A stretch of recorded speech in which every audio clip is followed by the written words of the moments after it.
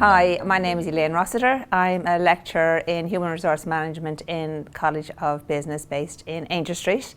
And the course I'm going to talk to you about is the Bachelor of Science in Human Resource Management.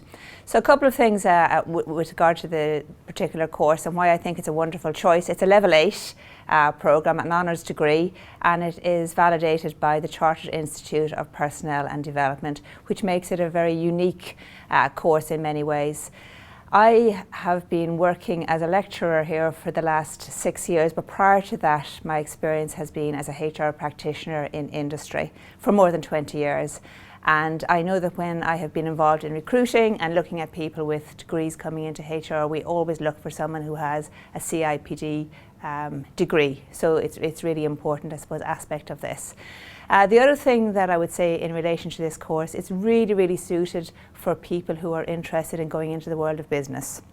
I think sometimes people don't fully understand what human resource management is all about, whereas this programme is great because it incorporates both business and HR modules. So for example, some of the HR modules are like recruiting and selection, employment law, learning and development, those type of things, but also there's a good degree of business subjects such as macroeconomics, business analytical, Excel and various different programs like that. With regard to the 4-year programme, you start off in first year, it's divided into 2 semesters. In the first semester, for example, I teach a module called Introduction to Human Resource Management, and that gives a really good overview with regard to, I suppose, what HR is and how it all works. Also, you have 5 other subjects, modules that you do in semester 1. Then you will build on that over the years. So for example, I mentioned that I do Introduction to HRM in semester 1.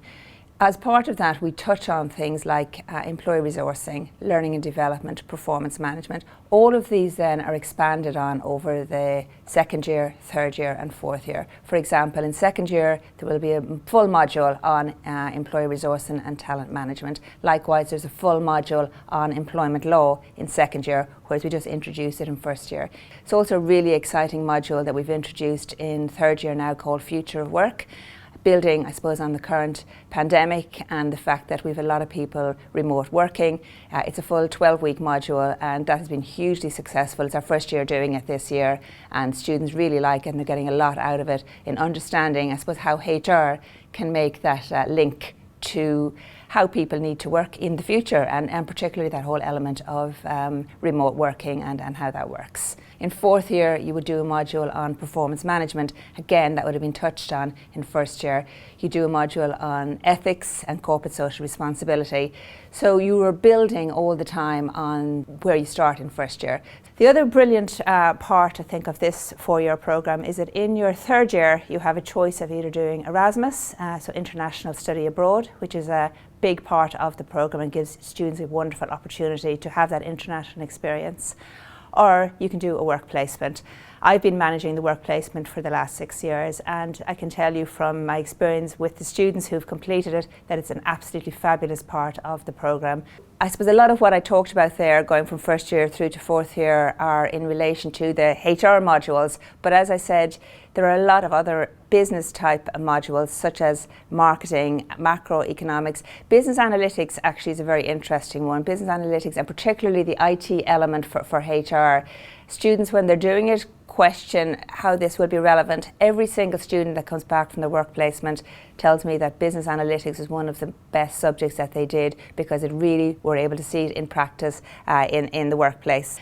One other thing as well, I suppose, talking about the IT systems and building on that, we have worked for the last couple of years with a company called Workday, who are a HR IT system, and we have had students in pre-COVID times go visit Workday, look at how the system works and then have done a project on that. So they get real insight into an IT system, which is a HR system, and how it works and how they can actually bring it back into the workplace. So I suppose the big question is why choose a HR programme? So when I talk about it being an exciting career and exciting function, the jobs that you can get into from this are really broad, I suppose. So from a very obvious one that a lot of people will be familiar with would be recruitment and selection. So many of our students go on to work in recruitment and selections. Many of our students go to work in training and development. People go to work in employment law. Just as examples, people go working as HR generalists, then they move on to things like HR business partners, HR managers. So people with a real keen interest in working in business and working in business management, HR is definitely a career that would work for you. There is a misconception out there that it's only for people who possibly just want to work with people and they're wondering what HR is all about.